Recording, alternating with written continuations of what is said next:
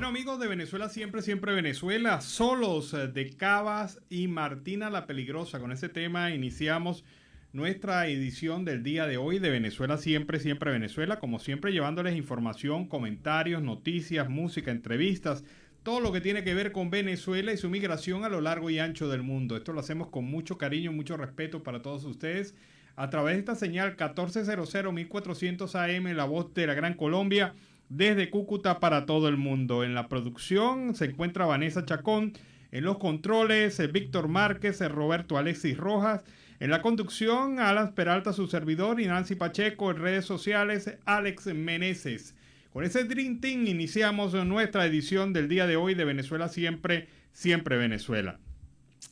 El dirigente político y representante del gobierno Guaidó ante las Naciones Unidas, Miguel Pizarro, considera que el gobierno de Nicolás Maduro opta por burlarse de los esfuerzos de la Oficina del Alto Comisionado para los Derechos Humanos, ACNUD, a cargo de Michelle Bachelet, quien presentó ayer la actualización del informe sobre la situación de Venezuela. Agradecemos las gestiones realizadas por la oficina y su disposición a prestar el apoyo técnico necesario. No obstante, el régimen ha decidido burlarse de estos esfuerzos cuando descaradamente siguen violando una y otra vez los derechos humanos de los venezolanos, escribió Pizarro en su cuenta de Twitter. El Consejo de Derechos Humanos de las Naciones Unidas debatió la situación de las libertades fundamentales en Venezuela, donde, según Bachelet, ha habido algunos pasos en la dirección correcta en los últimos meses, aunque alertó sobre la persistencia del acoso a los activistas. En su informe actualizado ante el Consejo que cubrió eventos desde el pasado mes de septiembre, Bachelet denunció 93 ataques al espacio cívico y democrático, incluyendo 24 casos de criminalización y amenazas a los activistas de la sociedad civil y periodistas y otros elementos.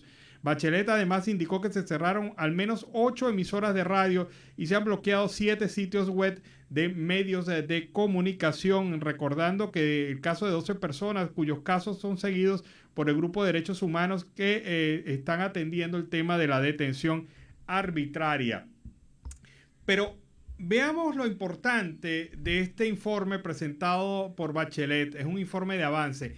Escuchemos primero lo que ella declaró, pero también lo que declaró Marta Baliñas, también en la jornada del día de ayer. Marta Baliñas es la jefe de la misión en terreno allá en Venezuela. Escuchemos las visiones y luego seguimos comentando. Espacio cívico y democrático de Venezuela, incluida la criminalización, las amenazas y la estigmatización de activistas de la sociedad civil, medios de comunicación independientes y sindicalistas. Sigo preocupada por los enjuiciamientos de miembros de la ONG de Derechos Humanos Fundaredes. 2 de sus miembros han sido puestos en libertad condicional, pero siguen enfrentándose a cargos penales. El director de Fundaredes, Javier Tarazona, sigue detenido y su salud parece deteriorarse. Hemos documentado 24 casos de estigmatización de personas de derechos humanos, defensoras de derechos humanos, periodistas y otros miembros de la sociedad civil por parte de agentes del Estado en redes sociales o discursos públicos desde septiembre del 2021. Estamos ampliando nuestras investigaciones actuales a las responsabilidades más altas de la cadena de mando y presentaremos nuestras conclusiones a este Consejo en septiembre de este año. También estamos explorando los intereses que pudieran haber concurrido como motivación de estas violaciones y delitos. Es preocupante que personas identificadas en nuestros informes anteriores no hayan recibido una atención médica adecuada a pesar de las reiteradas peticiones en este sentido. Por ejemplo, Emirléndez Benítez, una de las mujeres detenidas en relación con el caso de los drones y sometida a tortura en las instalaciones de la DGCIM en Bodeíta, no ha tenido acceso a un tratamiento médico eficaz. Como resultado, su salud se ha deteriorado significativamente, dejándola postrada en una silla de ruedas. Bueno, vean entonces la posición de en este caso de el informe presentado por Michelle Bachelet sobre la situación de los derechos humanos en Venezuela. En términos generales no hay mayor avance. Así lo considera también la dirigente María Corina Machado, quien ofreció un discurso sobre los crímenes de lesa humanidad que se han cometido por parte del régimen de Nicolás Maduro. Ha manifestado que han leído los reportes de los propios grupos de trabajo y de la misión de determinación de hechos de las Naciones Unidas, así como conocen la magnitud de la operación que se ha desplegado para bloquear la justicia en Venezuela. La líder opositora venezolana recordó al Consejo que los venezolanos tienen 23 años luchando por la libertad y sus vidas. Esto durante su intervención gracias a Naciones Unidas Watch. Reveló que hay en el exterior del país grandes intereses financieros y geopolíticos que quieren blanquear la imagen de Maduro y de la tiranía en función de levantar las sanciones internacionales y dar estabilidad al sistema. Agregó que dentro de Venezuela la operación busca blanquear esta naturaleza criminal del régimen. Finalmente, Machado pidió al Consejo de Derechos Humanos de las Naciones Unidas que no se deje engañar por la operación que denunció y que actúen firmemente para detener esta estrategia obscena, porque la verdad es devastadora y prevalecerá. Ha dicho entonces la dirigente política María Corina Machado, quien también se manifestó en relación a los hechos del día de ayer. Pero otra que evaluó las declaraciones y el informe general presentado tanto por Michelle Bachelet como por Marta Baliñas es la dirigente Delsa Solórzano, quien señaló, entre otras cosas, el incremento de grupos irregulares en el estado Apure y la prisión de Javier Tarazona de Fundarredes. Considera que estos hechos son inaceptables y también es inaceptable que la propia Michelle Bachelet haya elogiado de alguna manera el cambio en el Poder Judicial venezolano, porque para Delsa Solórzano las cosas siguen igual que antes. Escuchemos. A pesar que no hay justicia en Venezuela, y a eso me voy a referir de seguida. Luego, evidentemente, el incremento de la presencia de grupos irregulares en el estado Apure que siguen arremetiendo contra la población civil y desarmada no es más que consecuencia, repito, de un estado de facto en el que vivimos en el país. Asimismo, debo destacar, ya yo no puedo decir ni siquiera con estupor, porque cada informe de la señora Bachelet me impacta más. El informe anterior nosotros lo criticamos fuertemente junto a los familiares de varias víctimas de la violencia, entre ellos, por cierto, los padres de Vallenilla, que fue asesinado por la dictadura, la ligereza con la que son tratados algunos temas. No es alentador que el régimen de Nicolás Maduro pretenda hacer una pantomima, un teatro de una supuesta reforma del Poder Judicial, porque señora Bachelet, con ello no se pretende más que eludir la competencia de la Corte Penal Internacional. Y en ese sentido, señora Bachelet, el Consejo de Derechos Humanos de la ONU pertenece a un organismo al cual también pertenece como alta comisionada de derechos humanos, miembro del Consejo de Derechos Humanos. A ese consejo también pertenece la misión independiente de verificación de hechos, que recientemente ha dicho que en Venezuela no hay justicia, que el principal problema es que jueces y fiscales están recibiendo órdenes permanentes del señor Nicolás Maduro, y que evidentemente mientras esté Maduro en el poder y no haya separación de poderes, no puede haber justicia independiente en nuestro país, por lo menos sea coherente con otro órgano que también depende del Consejo de Derechos Humanos. Los defensores de derechos humanos, los activistas de derechos humanos, en circunstancias como las que hoy vive Venezuela, tenemos un papel fundamental, y el primero de ellos evidentemente es defender de manera oportuna a las víctimas. Pero además, para ello es menester no relativizar el sufrimiento y el dolor de quienes somos víctimas de la dictadura. Póngase usted en el lugar, en los zapatos de quien hoy sufre en Venezuela, de una madre o un padre al que le asesinaron a un hijo, o de los casi 300 prisioneros de conciencia que están hoy todavía siendo torturados en el país. Y lo voy a decir, no se puede ser alcahuete de dictadores y de violadores de derechos humanos. Por eso, por esa relativización que hay hoy, en varios aspectos, está ocurriendo hoy una masacre contra el pueblo ucraniano. No sigamos volteando la cara para otro lado frente a las dictaduras. En cuanto a Bueno, es la visión de Delsa Solórzano sobre este tema. Hay críticas, obviamente, al informe de Michelle Bachelet, al informe de avance, pero la verdad verdadera es que hay un aspecto esencial de esa presentación de informes del día de ayer. Y no lo dicho que es muy importante, pero no lo es lo que dijo Michelle Bachelet, sino también lo que dijo Marta Baliñas, quien es la funcionaria in situ de las Naciones Unidas en Venezuela. Ella ha dicho se está investigando el tema e identificando el tema de la cadena de mando. Y obviamente esto es el punto esencial de lo dicho ayer por los representantes de Naciones Unidas. La señora Baliñas promete un informe sobre este tema para el mes de septiembre y en ese informe va a determinar la participación, responsabilidad y alcances de esta responsabilidad por parte de funcionarios de la línea de mando. Estamos hablando desde el propio Maduro hasta los generales y todas estas personas que han estado involucradas en hechos de violación a derechos humanos en Venezuela.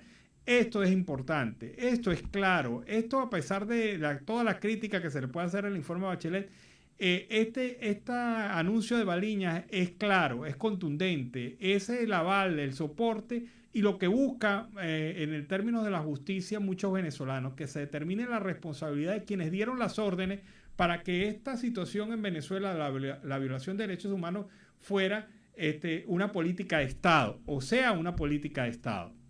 Y esta condición, pues, es vital también para identificar otras circunstancias vinculadas a toda esta maraña de violaciones de derechos humanos en lo político, en derechos esenciales, en derechos económicos, en derechos democráticos de los venezolanos. Esto es importante y creo que allí es donde está el quid del asunto, en estas declaraciones de los funcionarios de las Naciones Unidas.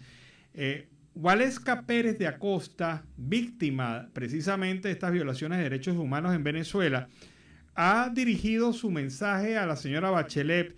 Señala y recuerda el caso de su esposo, Rafael Acosta Arévalo, brutalmente asesinado por funcionarios del Estado venezolano, y en una delegación de responsabilidad se ha pretendido culpabilizar solamente a los funcionarios que torturaron a Arévalo. Pero hay una línea de mando y es allí donde se vincula al comentario anterior. No hemos visto avance, solo burlas. La cadena de mando aún sigue sin investigarse. Esto no es debido proceso. Es un maquillaje ante la Corte Internacional Criminal. También observo, dice el informe de los derechos humanos, que desde septiembre del 2021 agentes estatales han sido condenados en al menos 3 casos emblemáticos, entre ellos por el homicidio y la tortura del capitán de corbeta Rafael Acosta Arévalo. Estos son pasos en la dirección correcta, pero aún falta mucho por hacer. Mi oficina ha colaborado con las autoridades competentes para fortalecer el marco jurídico para la prevención y sanción de la tortura. Seguimos observando los desafíos al debido proceso, incluidos el derecho a la libertad y juicio sin demora.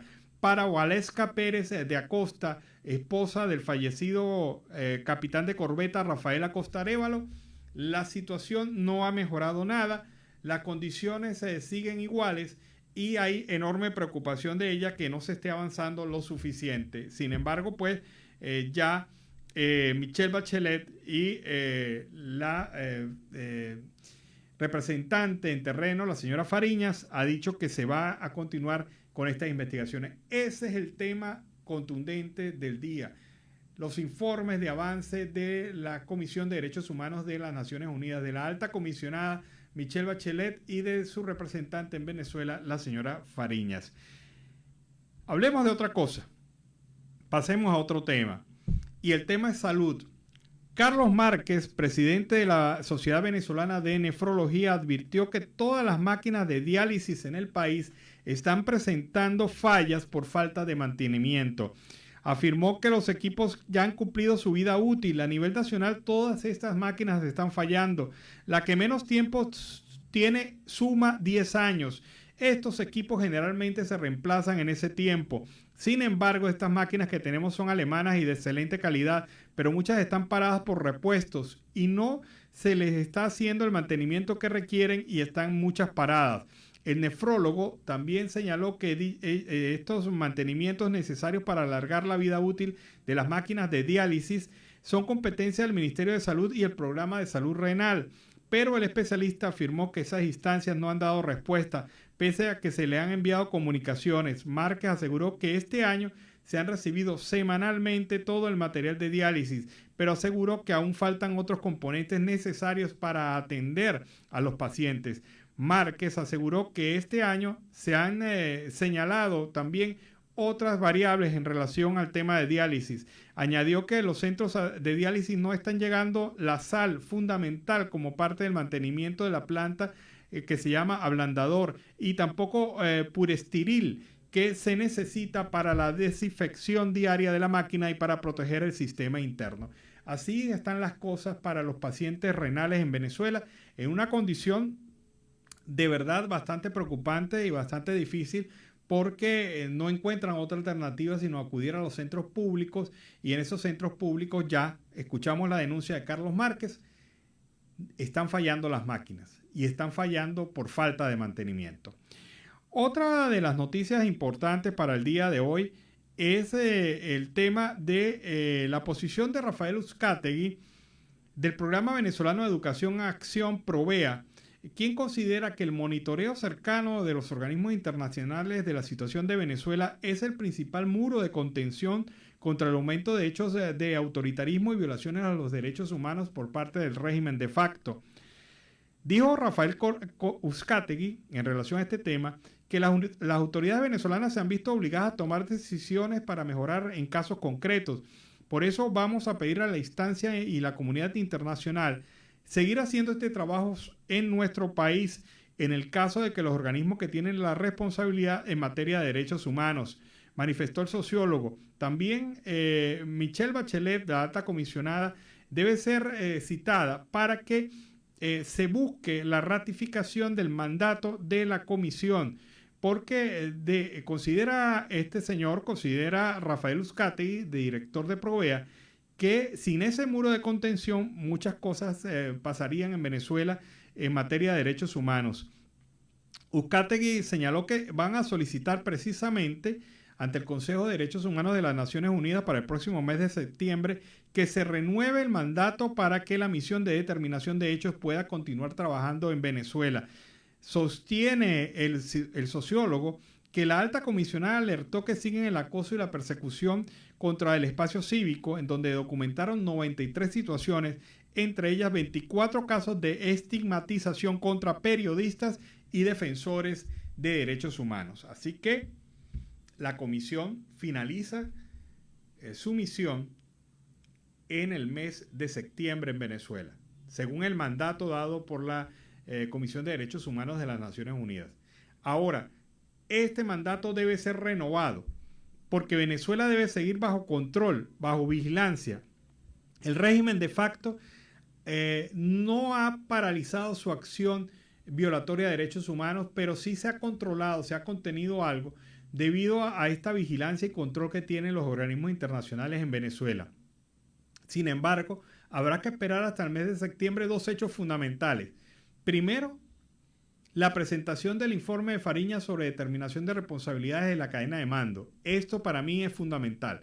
Pero en segundo lugar, está el hecho de que la comisión deberá votar la renovación de su mandato en Venezuela. Y vamos a ver si en ese momento están las condiciones dadas para que ese mandato sea renovado. Hoy por hoy es necesario, pero eso lo determinará solamente la Comisión de Derechos Humanos de las Naciones Unidas y sus integrantes. Vamos a la pausa comercial y musical del momento y al regreso seguimos acá en Venezuela siempre, siempre Venezuela. Bueno, el tema a partir de hoy de David Bisbal y Sebastián Yatra pues nos sirve para iniciar el segundo segmento de Venezuela siempre, siempre Venezuela en la tarde de hoy. Parece que al señor Jorge Rodríguez le ha asignado la teatralidad del gobierno de facto en Venezuela. Es decir, él es el hombre que se encarga de hacer los montajes, las grandes obras, la preproducción de las acusaciones más inverosímiles y sobre todo ese papel de teatro que él le queda convenientemente bien. Parece personaje de una obra teatral, pero tragicómica, porque definitivamente el señor Rodríguez no inspira ningún tipo de confianza. Pero a partir de ese análisis, recordemos cuando él montó esa obra teatral en donde supuestamente un teléfono que habían encontrado en un terreno baldío vinculaba a varios dirigentes políticos de la oposición con el entonces líder esencial de las bandas criminales en Venezuela, el señor Coqui. Y cómo en ese amague de teatralidad nos ha montado diversas obras de teatro. Bueno, hoy montó su nueva obra de teatro. Se llama Juan Guaidó es amigo de los narcotraficantes colombianos. Y en ese marco de esa obra de teatro que está montando precisamente en este momento Jorge Rodríguez, afirma de la manera más directa posible, es claro y notorio las relaciones de Juan Guaidó con el narcotráfico colombiano.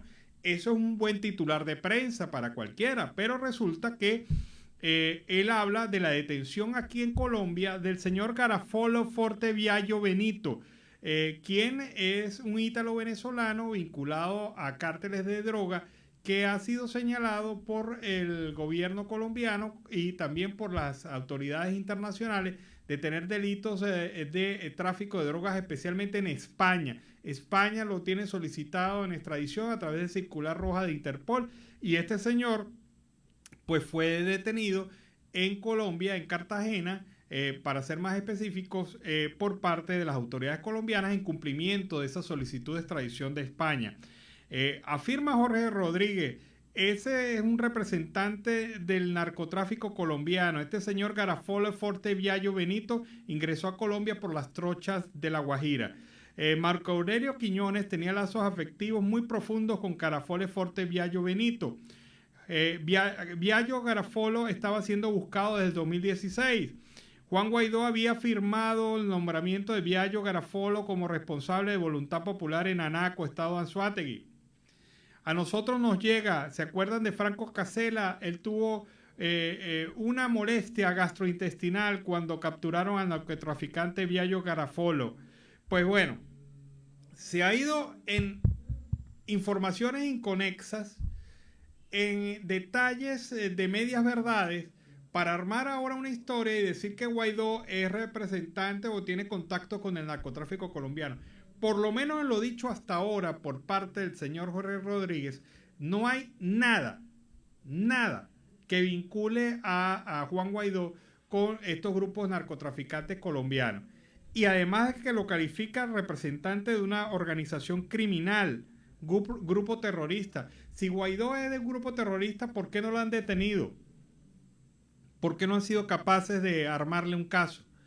Ahora este hombre, Jorge Rodríguez, el hombre del guión de teatro del gobierno de facto, pues cuenta una nueva historieta en donde pretende desacreditar a Guaidó, y no se lo cree nadie porque de verdad hasta el momento no ha aportado ninguna prueba contundente sobre esta presunta vinculación entre Guaidó y el narcotráfico colombiano. Lo ha dicho Jorge Rodríguez nuevamente, lo ha hecho nuevamente, y obviamente pues esto no tiene mayor trascendencia comunicacional más allá de los medios al servicio del Estado y los tuiteros profesionales que paga el gobierno para repetir este tipo de informaciones.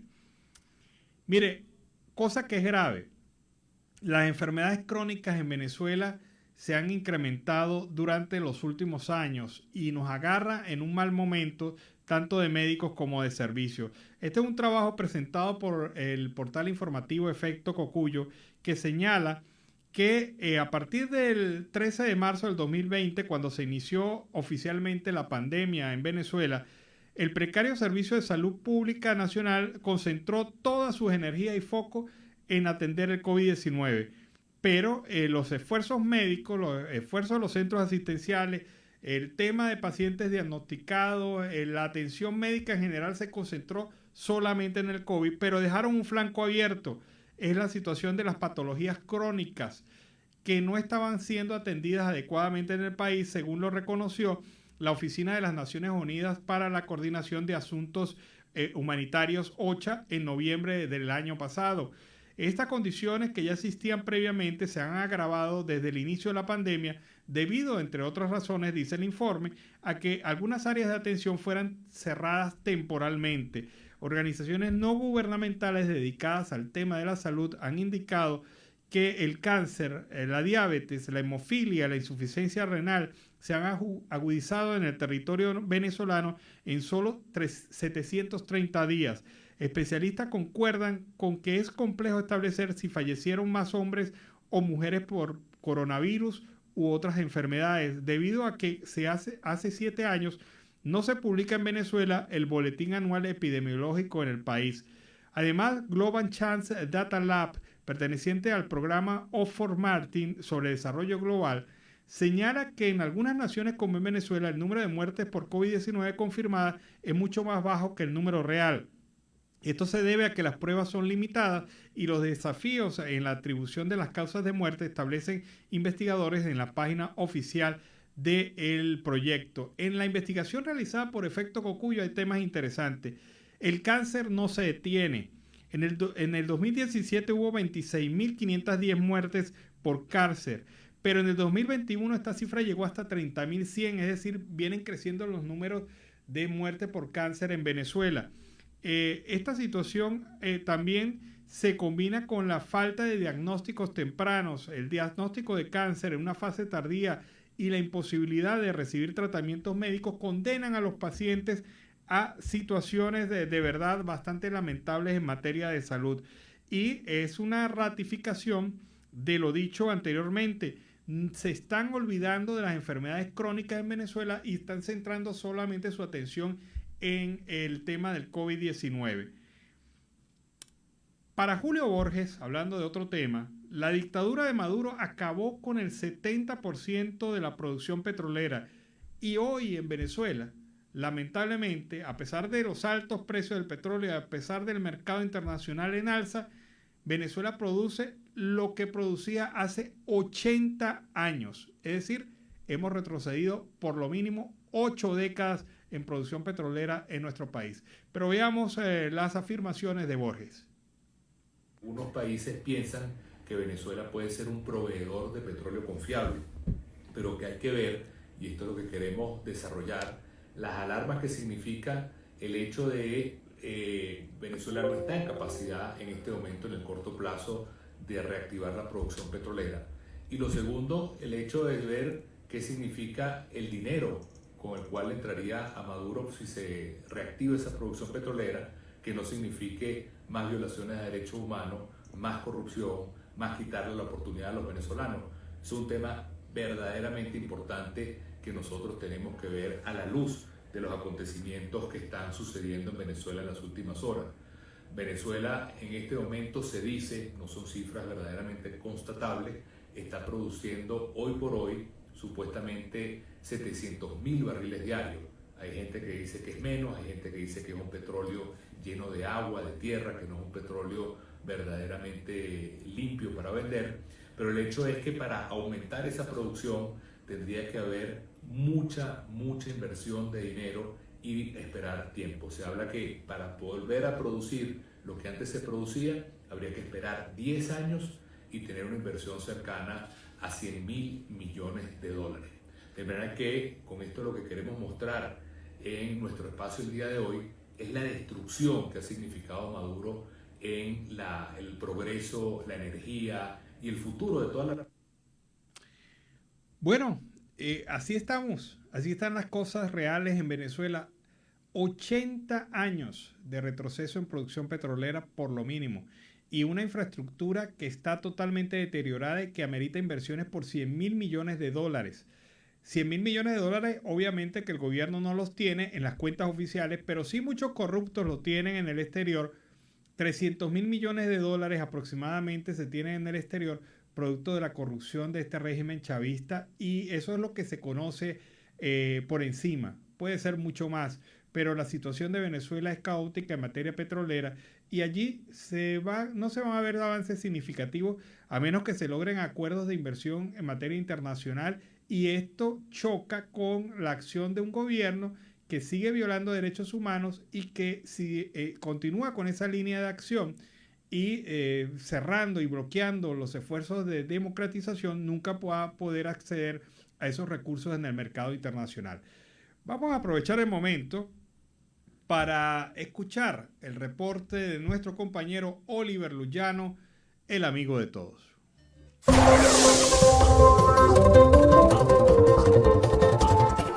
tal, amigos de Siempre Venezuela? Desde esta zona de frontera, desde Arauca, reporta para ustedes el amigo de todos, Oliver Luyano, guariqueño y de Saraza. Mis amigos, y en este contacto vamos a conversar con un gran amigo. Se trata del pastor Sergio Novoa, venezolano, y que ya en otras oportunidades hemos conversado. Sergio, gracias por aceptar conversar con nosotros para Siempre Venezuela. Sí, bueno, un saludo para todos, Oliver. Muy agradecido también contigo por brindar la oportunidad a través de estos espacios, de estos medios, y bueno, esperando que Dios siga ayudándonos día tras día en esta odisea de exilio que estamos viviendo la mayoría de los venezolanos. Así es, pastor, el mundo está cambiando, están ocurriendo hechos inesperados. Venimos de casi pasar ya la pandemia y ahora una guerra. ¿Qué opinión tiene usted al respecto? Bueno, mira, esto es bastante interesante y ciertamente, aunque quizás algunos puedan creer o otros no, en la libertad de expresiones que tenemos y de creencias que tenemos, yo creo que de una u otra forma todo esto se está dando como cumplimiento de los eventos proféticos que menciona la Biblia, ¿no? Debemos recordar, Oliver, que a partir del año 2020 hacia acá, el mundo está viviendo muchos cambios y muchas transformaciones. Y esto es bien interesante porque si nosotros lo relacionamos que en el año 48 las Naciones Unidas por consenso le concede a Israel el derecho como Estado nuevamente y parte de miembro de Naciones Unidas, y llegamos al año 28, pudiéramos decir entonces que se cumple exactamente 2 generaciones, que son 80 años exactos que se cumplen, y eso forma parte dentro de lo que es el ámbito profético, juega un papel preponderante e importante, al igual que inminente.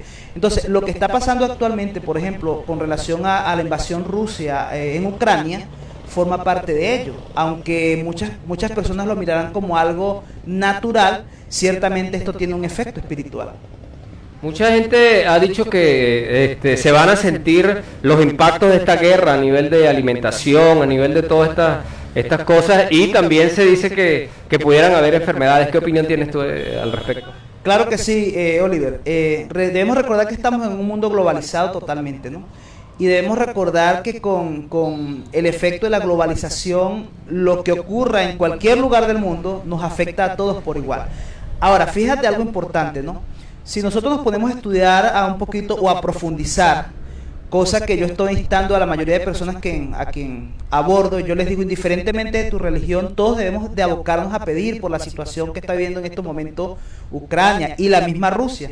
En Ucrania vemos una guerra que es bélica, pero en Rusia vemos una guerra que es económica, que está devastando a Rusia tanto como Rusia está devastando a Ucrania. Ahora, esto es interesante porque cuando tú estudias y analizas después de la caída de la Unión Soviética, Ucrania se constituye en una punta de lanza para todo lo que es el este de Europa, y podemos observar a una Ucrania, no sé si usted de repente lo sabía o lo conocía, el 70% de su población son personas cristianas temerosas de Dios, y llegaron a llevar a este país a un nivel de desarrollo. Bueno, por lo menos Kiev es una de las ciudades más bellas del mundo y figura en el ranking de las ciudades europeas, está como en segundo o tercer lugar. Entonces estamos hablando de un país altísimamente desarrollado, donde ocurrió el problema del 86 cuando la explosión de aquel reactor nuclear, pero que logró surgir de las cenizas este país. Ahora, fíjate algo importante, ¿no? Cuando nosotros relacionamos esto con Rusia, encontramos a un gobierno que ciertamente, respetando por supuesto las ideologías políticas, un gobierno que es más dado al hecho de la creencia de no en Dios. Y entonces cuando vemos esto, vemos que dentro de la meta del presidente Vladimir Putin con relación a la parte religiosa, vemos que para Putin es una amenaza el hecho de que Ucrania en un alto porcentaje sean cristianos, porque todo lo que se llama cristianismo para Putin es Occidente. Estamos hablando entonces del Occidente, la OTAN, estamos hablando de muchas cosas allí que, aunque a veces pareciera que son insignificantes, Oliver, sí juegan un papel preponderante en la mente de aquel que está diseñando la forma como se está invadiendo al otro país. Entonces, ciertamente esto tiene un efecto que nos va de una u otra forma a nosotros alterar, porque por lo menos encontramos a una Ucrania que produce el 60% del trigo a nivel mundial lo produce Ucrania y parte de otro lo produce Rusia. encontramos a países que producen gran parte de los alimentos que se consumen. Por ejemplo, se está hablando de que viene escasez de papel higiénico porque hay unos derivados de unos productos que se dan allí precisamente en esta situación.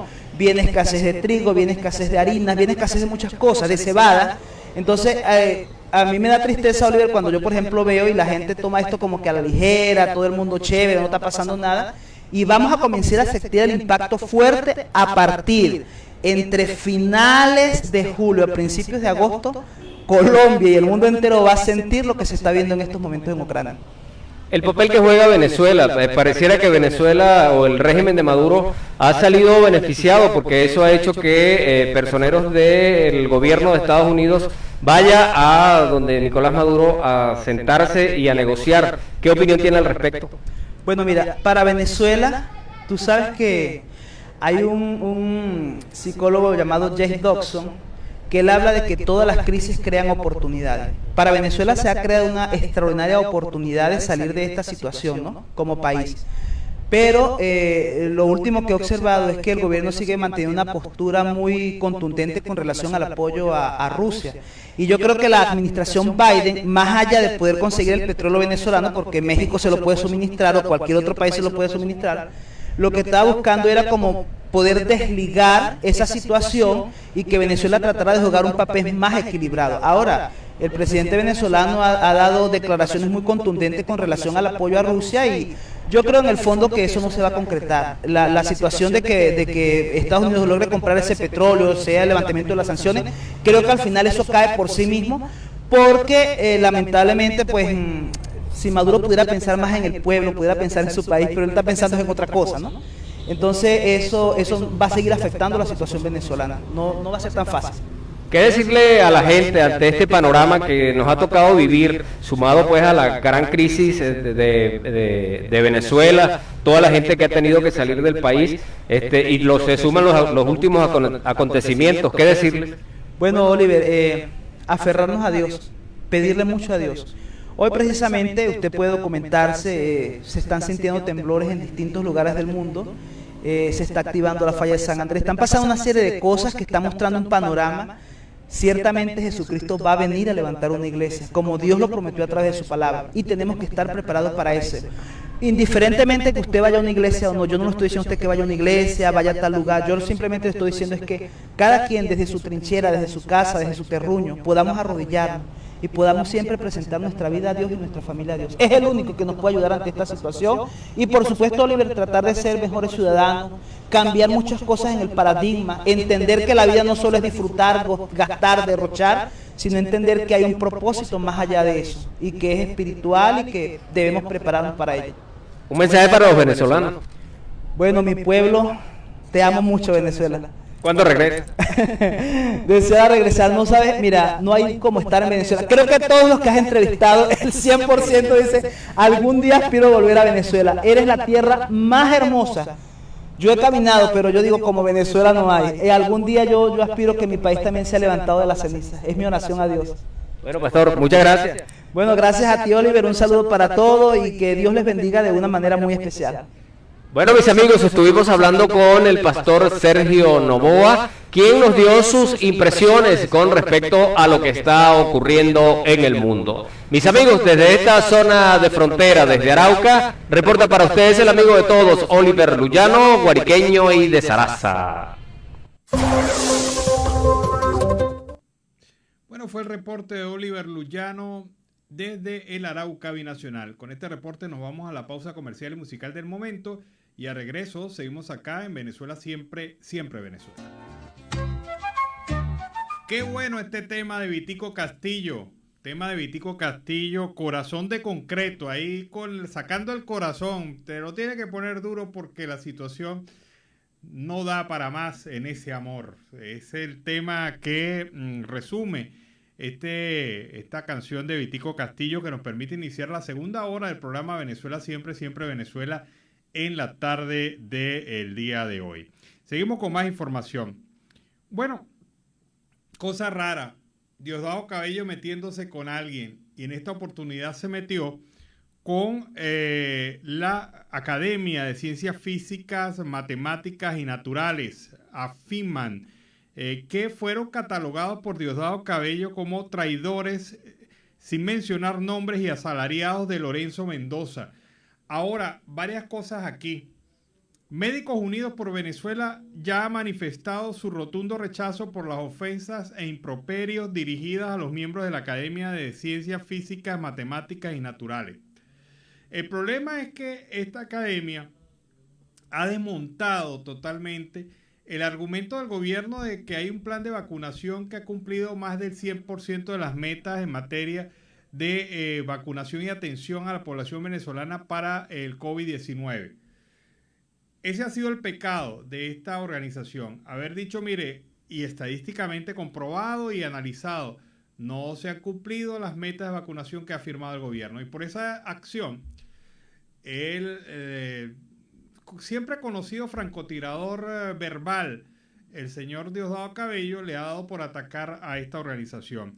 Médicos Unidos por Venezuela ha ratificado su apoyo. Además que señala, ocultaron y manipularon las cifras del COVID-19 a su conveniencia, obviaron los manuales de vigilancia epidemiológica, retrasaron la entrada de las vacunas, no suministraron equipos de protección al personal de salud, ni equiparon adecuadamente los hospitales. La responsabilidad es de ustedes, afirma Médicos Unidos por Venezuela, destacando la labor de investigación y desmonte de las mentiras del gobierno de facto por parte de la Academia de Ciencias Físicas, Matemáticas y Naturales. Ahora yo me pregunto una cosa, hasta ahí entiendo la película, todo bien, se comprende la película, pero lo que no entiendo es por qué Diosdado Cabello metió a Lorenzo Mendoza en esto. Lorenzo Mendoza es simple y llanamente un empresario exitoso, y eso le duele mucho al chavismo, que ha venido desarrollando una labor de acción y proyección de sus empresas en cualquier parte del mundo, porque ahora las empresas del Grupo Polar no solamente están en Venezuela, están también en varias partes del mundo, y ellas representan lo mejor de Venezuela, lo mejor, la Venezuela productiva. Pero no entiendo qué tiene que ver la Academia de Ciencias Físicas, Matemáticas y Naturales con lo señalado, qué vinculación pudiera tener con Lorenzo Mendoza, que Diosdado Cabello lo ha señalado en parte de este ataque que ha hecho durante estos días en contra de la academia. Así que habrá que preguntarle a Diosdado Cabello qué tiene que ver Lorenzo Mendoza con esto. Pero nuevamente asume su rol de francotirador verbal, de agresor verbal en contra de dignas organizaciones y personajes de Venezuela. Los pueblos, la Asociación de Pueblos Amerindios de Guyana pidió más ayuda humanitaria para atender a los últimos migrantes venezolanos que llegaron al país ante la escasez de alimentos y la preocupación por su estado de salud. APA, en Guyana, hizo el llamado a las autoridades pertinentes que han reubicado a más de 130 venezolanos de la comunidad indígena Guarao en el campamento de Can Hill, en la región 1 del país. La Organización de Derechos Indígenas criticó de hecho este traslado de los migrantes a la región 1 desde la 2, donde llegaron a principio de mes y cuya comunidad indígena tenía la voluntad de apoyarlos. También denunció que el campamento de migrantes Can Hill está desbordado y que tales condiciones aumentan el riesgo de transmisión de enfermedades como el COVID-19. En un comunicado, la Organización de Derechos Indígenas de Guyana pidió una mejor coordinación para el apoyo a corto, mediano y largo plazo de los migrantes, así como el respaldo gubernamental a los cabildos y los pueblos que se ofrecen a ayudar. Una visión distinta tiene el presidente de Guyana, Farhan Ali, quien destacó que hace 7 días la ayuda humanitaria que su país presta a los venezolanos se debe gracias a las organizaciones internacionales y negó la existencia de campos de refugiados como tal en su país. Así que también la situación migratoria venezolana se sigue expandiendo y ahora llega a Guyana, y siendo los primeros en llegar los indígenas venezolanos que no aguantan más la situación de persecución, hambre y destrucción que viven sus comunidades en las zonas, especialmente en las zonas del delta del Orinoco y las zonas mineras del país. Juan Guaidó, a propósito del tema de salvación y rescate de Venezuela, presidente interino del país ha resaltado las acciones de calle realizadas en el marco de la iniciativa Salvemos a Venezuela. Veamos entonces. El presidente encargado, Juan Guaidó, resaltó las jornadas de protesta que se desarrollaron en el territorio nacional por la iniciativa Salvemos Venezuela. Todos los estados del país estamos partidos de la plataforma unitaria de Salvemos Venezuela, del Frente Amplio, de la sociedad civil, exigiendo lo que nos deben desde el 2018, exigiendo la solución al conflicto, a salir de la tragedia que tiene Venezuela, que es la fecha de la elección presidencial. Guaidó también se refirió al levantamiento de sanciones y a las jornadas de negociaciones con el régimen de Maduro. El levantamiento de sanciones debe estar condicionado al logro de un acuerdo y a los pasos irreversibles para lograr la democracia en Venezuela, como fecha de elección presidencial. No es nuevo la declaración del jefe de la delegación de la dictadura. Es exactamente lo mismo que están diciendo desde el 2018. Me gustaría decirlo más criollo o más coloquial, pero estamos hablando infantil. Es un problema de ellos con quién se quieren reunir. Y les digo algo. Miren, nadie que se reúna con la dictadura se legitima. El presidente puntualizó la importancia de que se desarrollen las negociaciones en México de una manera eficiente, ya que esto garantizará que el clamor de los venezolanos sea escuchado. Radio Asamblea Nacional es noticia. Y vean la estrategia del gobierno de facto de Nicolás Maduro, que es la de hablar del diálogo, pero trasladándolo a Venezuela para imponer sus condiciones, imponer sus propias garantías, imponer incluso hasta quienes van a participar por el lado de la oposición. Y esto de verdad no deja de ser una burla a ese diálogo que se quiere concretar en este momento y que es necesario para el país. No se puede esperar que haya libertades para los miembros de la comisión en representación de la oposición en Venezuela, porque estarían bajo la mirada y la acción de un gobierno represivo que es capaz de detenerlos en la propia reunión.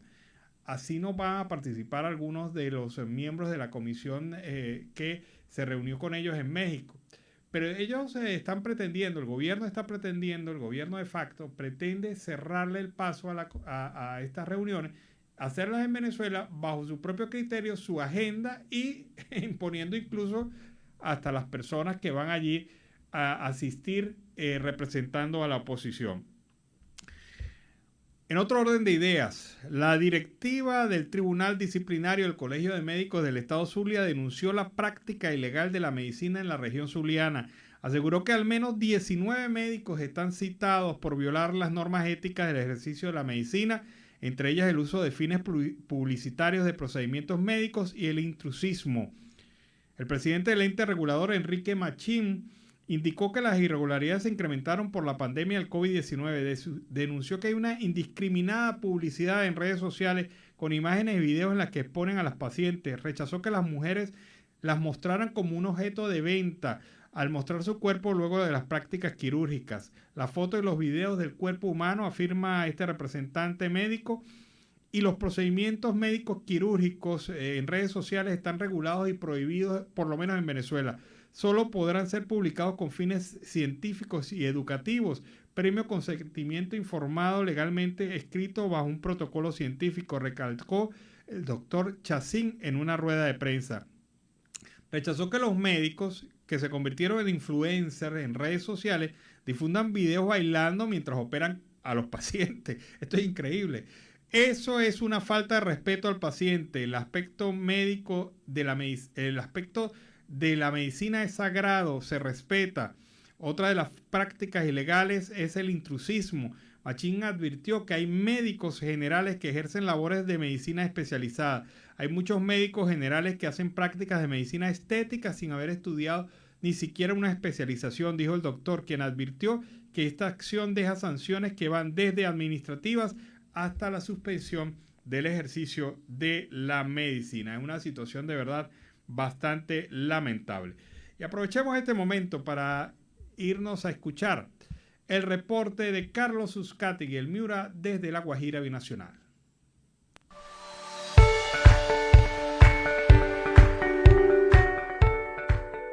Feliz tarde para todos. Carlos Uzcategui, el Miura, la voz del Caribe colombiano, para el programa Siempre Venezuela, Venezuela Siempre. Saludos cordiales, Nancy Pacheco, Alan Peralta y ese gran equipo de producción. Si quiere volver a ver, oír, escuchar y por supuesto enterarse sin censura, sin mordaza, ingrese a la www.siemprevenezuelaweb.com. Hoy tenemos a un invitado de postín. Se trata del periodista José Aranguibel, que nos versará el tema internacional, el caso de Ucrania, y un análisis muy detallado de la realidad de lo que está pasando en Europa en estos momentos. Bienvenido al programa Siempre Venezuela, Venezuela Siempre, José Aranguibel. Muy buenas tardes, estimada audiencia del programa Siempre Venezuela. Un placer de mi parte, este servidor, José Aranguibel Carrasco, periodista venezolano. Un saludo también a los colegas Alan Peralta y Nancy Pacheco y Carlos Uzcategui, el Miura. Nuestro tema de hoy tiene que ver con el artículo que esta semana que transcurre escribí, que lo titulé Las mentiras de Putin y el grito de los inocentes. Tiene que ver con esa guerra o esa invasión no provocada que en su arrogancia y soberbia Vladimir Putin comenzó el 24 de febrero. Ya a hoy jueves son 22 días donde la muerte, donde la destrucción, donde la salida de más de 3 millones de ucranianos buscando refugio en países vecinos nos presentan una situación que es lamentable en momentos en que ninguna guerra puede justificarse por buena o por mala. Todas son malas, todas las guerras. Más cuando la población civil, que en el caso del artículo de esta semana me refiero a la muerte de 97 niños que ya han sido asesinados por balas rusas. Igualmente, hay decenas, centenares de heridos, hay ya miles de fallecidos en esta incontrolable posición de Vladimir Putin y del generalato que lo apoya en su estrategia. Señalaba en el segmento anterior que ya son 97 los niños fallecidos, asesinados. Lo más triste, lo más catalogado como una falta de respeto a la humanidad de Vladimir Putin y de personeros de su gobierno, que señalan que se ha tratado de no reconocer esos ataques o esa destrucción, esas muertes. Señalan que no, que se trata de montaje, que han llevado autores, que ellos no han destruido colegios, centros clínicos, hospitales, estructuras civiles, y todo eso se cae por su propio peso, por la presencia de corresponsales de la prensa internacional, donde debemos destacar también a esta fecha, al día de hoy jueves, que ya van 5 periodistas fallecidos, que han sido alcanzados por el fuego ruso, entre ellos unos ucranianos y nosotros los norteamericanos. Es lamentable, decía, pero Putin y Lavrov y los generales no podrán quitarse de encima ese dedo que le señala como causantes de esta tragedia. El todo tiene que ver con las ansias de poder de Putin para apoderarse de lo que él considera, con el argumento de que la presencia de Ucrania, si es aceptada en la OTAN, que ya el presidente Zelensky lo dijo ayer que iban a desistir de esa idea. Ese ha sido el argumento fuerte del Kremlin para invadir Ucrania. Esperemos que las conversaciones que están medio estancadas entre delegaciones rusas y ucranianas puedan tener algún resultado en las próximas horas, porque a pesar de eso, las fuerzas rusas siguen atacando objetivos civiles, a pesar que están en conversaciones, que están estancadas y que hoy van a proseguir. Esperemos que eso suceda y haya un resultado que detenga esa guerra lamentable. La actuación del presidente Zelensky hay que destacarla, su preocupación, su permanente presencia llamando al mundo a que ayuden a Ucrania es muy importante. Mientras Putin mantiene un encierro y solo sale en cadenas oficiales, Zelensky ha visitado a los prisioneros, a los heridos en los hospitales. Él ha hecho un llamado reiterado de que se abra una exclusión aérea, porque el mayor número de fallecidos en este momento lo vienen concretando la aviación rusa y los artillados helicópteros, que han causado mucha muerte y mucha destrucción. Entiendo que la OTAN le reitera nuevamente al presidente Zelensky que ellos no pueden, por decir algo, complacer esa petición ucraniana, porque ellos le agregaría un ingrediente que mejor no es pensarlo, con ya la amenaza que ha hecho Putin la semana pasada, cuando ordenó que estuvieran, por decir, activados la fuerza del armamento nuclear que tiene Rusia.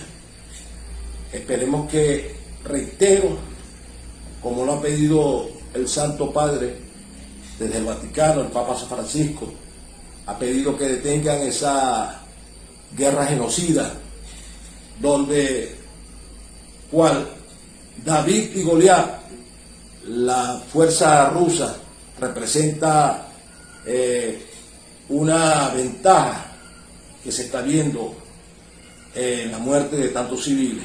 Y no es que estemos anhelando que haya muertes de la parte rusa, en personal militar o civiles, no. La mejor guerra es la que se evita, y con armamento nuclear que tiene Rusia, pidamos en oración a Papá Dios mucho.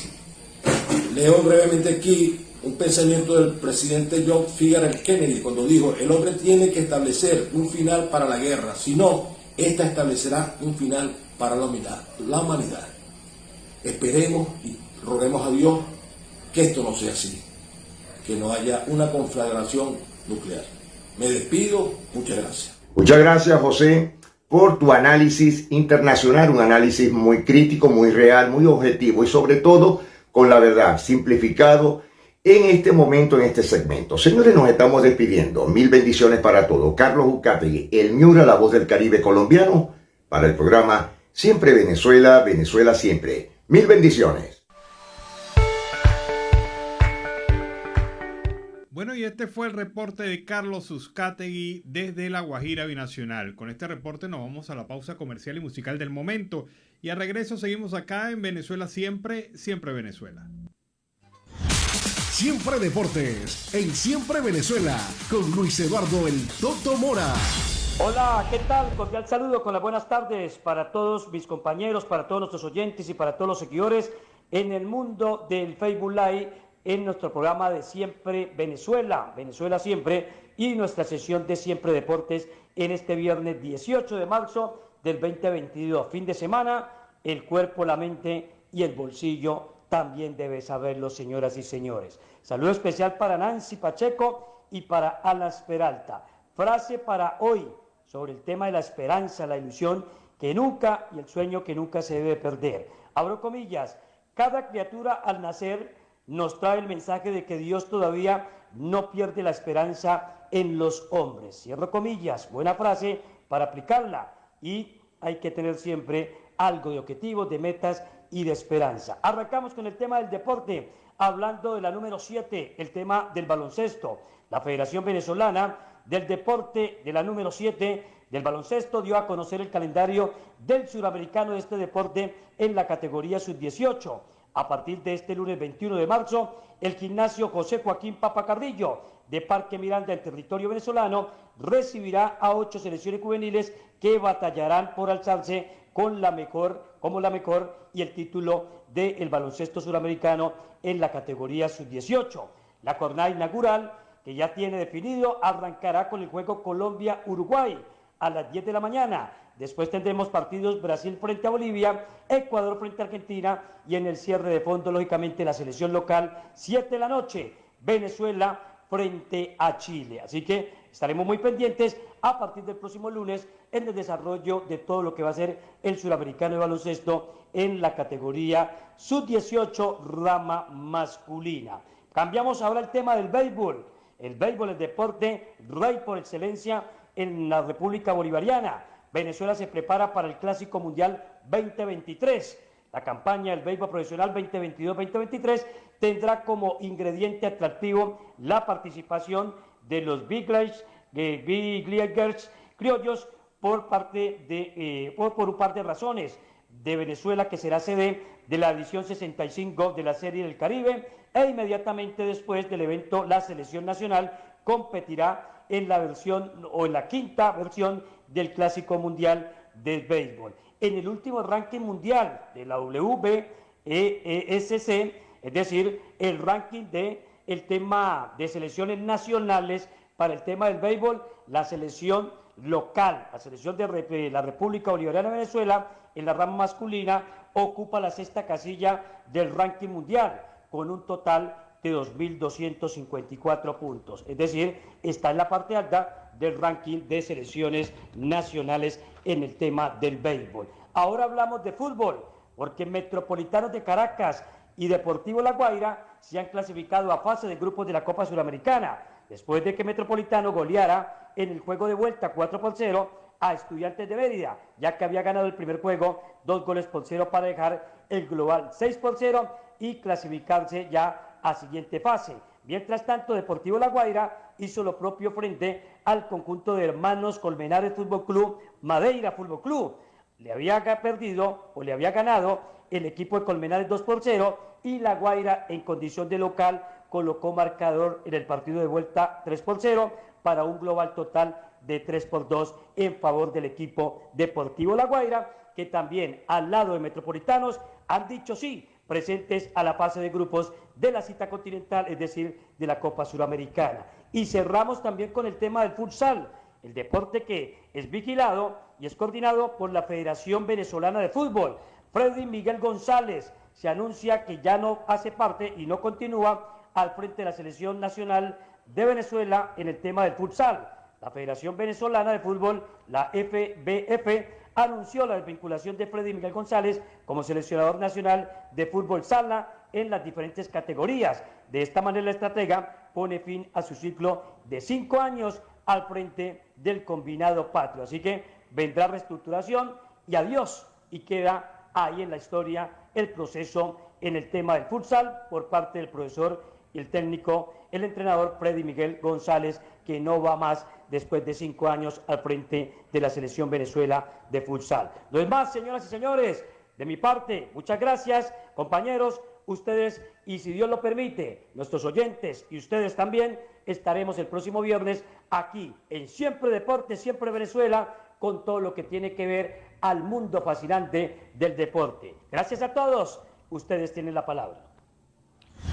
Siempre Deportes, en Siempre Venezuela, con Luis Eduardo El Toto Mora.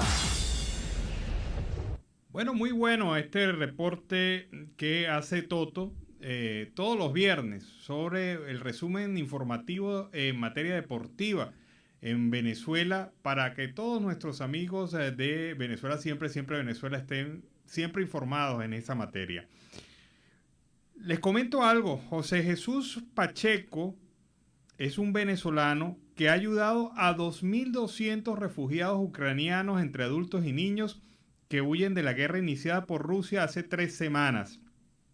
Él lo recibe en la parroquia San Juan Pablo II, en la ciudad de Lviv, a 70 kilómetros de la frontera de Ucrania con Polonia.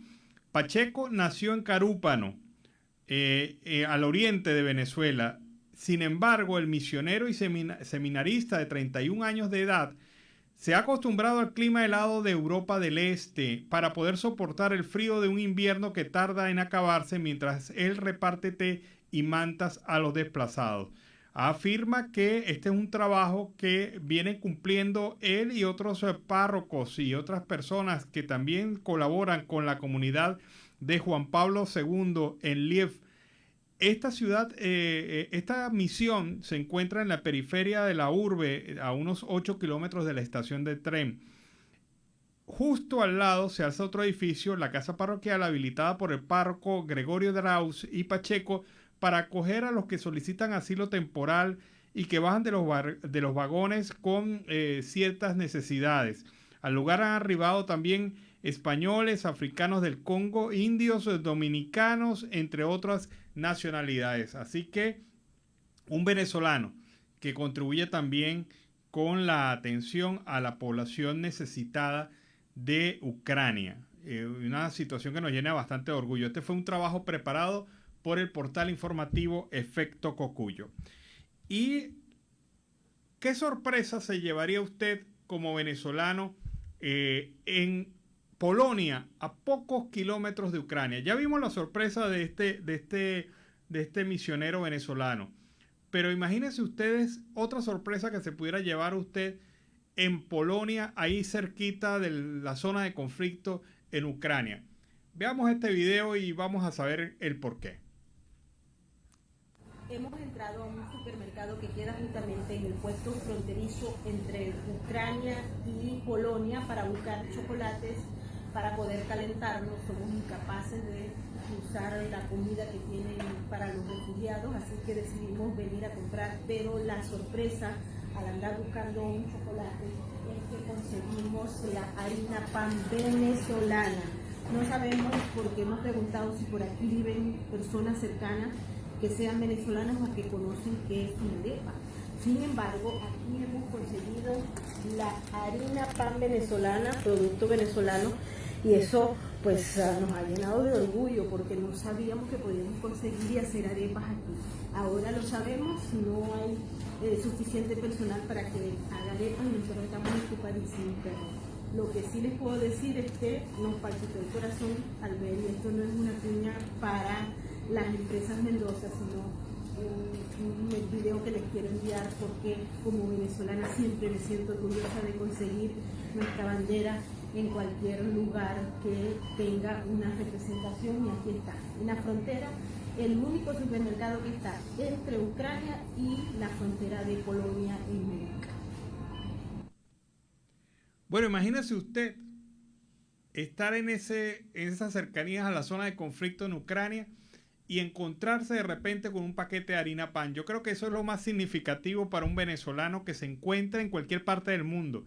Pero en Polonia, cosa también extraña. Por ahí, como dice la amiga, debe haber algún venezolano o alguna familia de venezolanos que generan la necesidad de ese producto. Pero arepa venezolana también en Polonia. Y vamos a escuchar en este momento el reporte de nuestro compañero Oliver Luyano, el amigo de todos.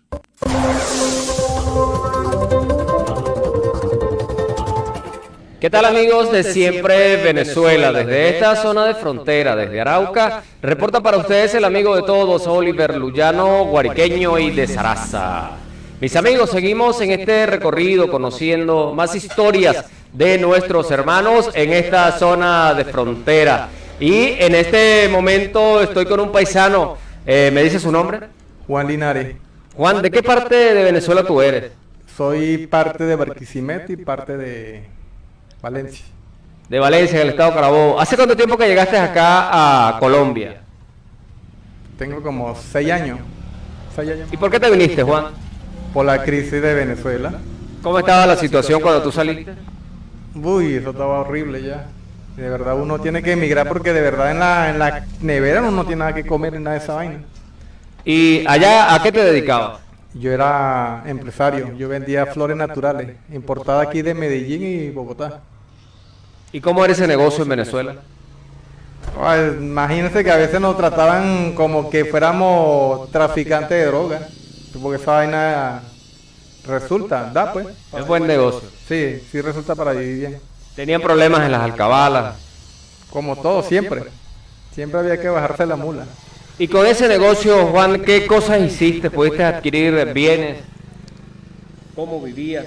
No, de verdad yo en Venezuela vivo bien, tengo mis cosas bien, pero aquí tampoco vivo mal, tengo mis cosas bien equipaditas, mi apartamentico, pero no es lo que uno busca aquí que saliendo de nuestro país, pues.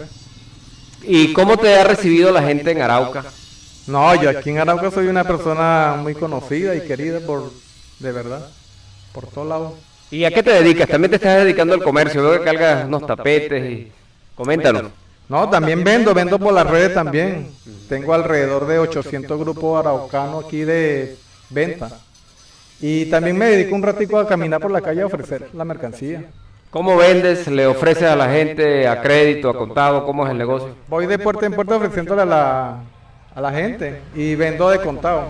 Esto no es nuevo para ti porque ya estabas acostumbrado en Venezuela al negocio, ¿no? Ah, no, de que estoy caminando, lo mío ha sido el comercio, andar en la calle vendiendo. Nunca le he trabajado a nadie. Siempre he sido independiente. Pues. Juan, ¿qué extrañas de Venezuela? ¿Qué no se extraña? Se extraña todo. De verdad, porque Venezuela no se compara con ningún país.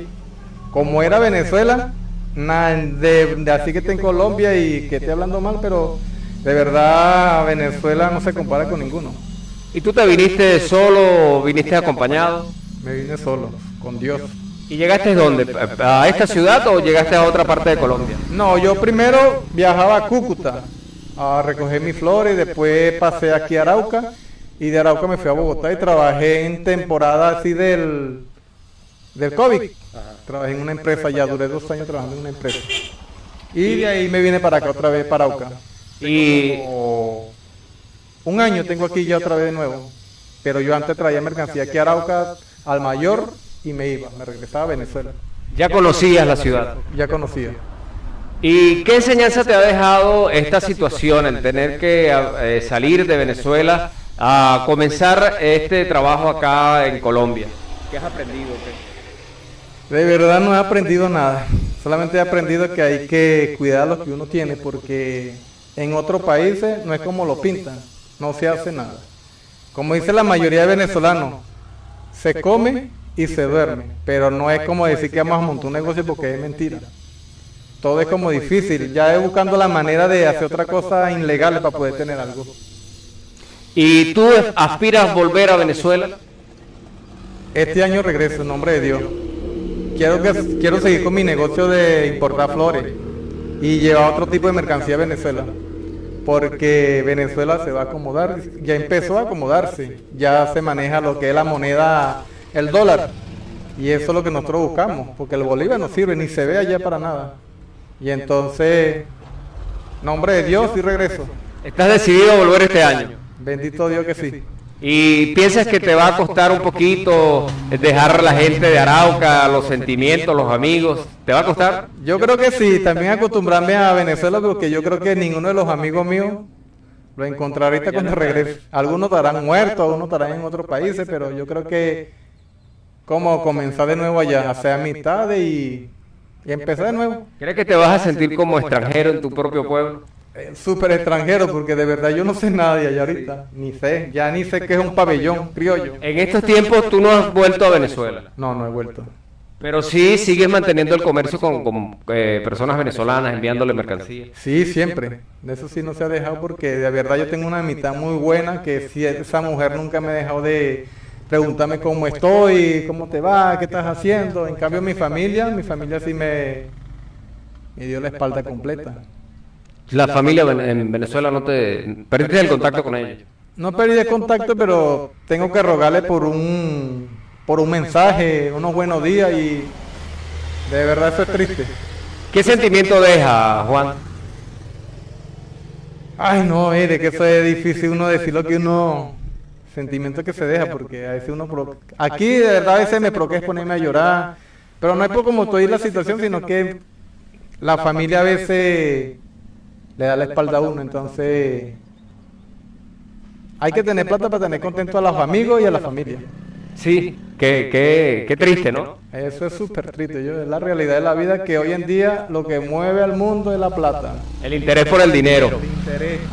Juan, ¿qué decirle a nuestros hermanos venezolanos que están allá y que de repente te ven o conversan y piensan que la idea de emigrar es la solución al problema económico que se vive en Venezuela? ¿Qué mensaje darle? Decirle que de verdad no salgan de Venezuela, que eso aquí se vive de pura fantasía y lo que dicen la gente, la mayoría, que también eso es embuste, que no le crea a ningún venezolano. Yo soy venezolano y aquí no se vive como pinta todo el mundo, aquí se vive el día a día. Y que bueno, que luchen por su tierra, porque aquí no hay vida. Y que se queden allá, que no salgan. Porque es triste salir de nuestra tierra, morir en otro lado y ver morir personas que nunca podemos verlo por última vez. Juan, el tema del acceso a la salud, ¿cómo ha sido para ti ese tema? Uy, últimamente de verdad yo he estado enfermo. Eso me ha dado, yo creo que hasta el COVID me dio en Bogotá. Aquí vine y también me volví a enfermar. Está fuerte. Hay que cuidarse un poquito de verdad, pero como yo soy una de esas personas que digo... Eso no existe, entonces no le pongo mucho cuidado, pero los demás que creen tanto en cosas, bueno, que sí creen en las enfermedades, que se cuiden mucho, porque de verdad muchas personas que han quedado en la vía por no estar como yo, de no creer. Bueno, Juan, agradecido, un mensaje final para toda nuestra audiencia. Bueno, que nos cuidemos y que sigamos adelante y que nuestra tierra va para arriba otra vez de nuevo. En Venezuela nos vemos. En Venezuela nos vemos, sí, compatriotas. Mis amigos, la historia de un paisano venezolano, trabajador, emprendedor, comerciante, que ha tenido que luchar para seguir adelante. Desde esta zona de frontera, desde Arauca, reporta para ustedes el amigo de todos, Oliver Luyano, guariqueño y de Zaraza.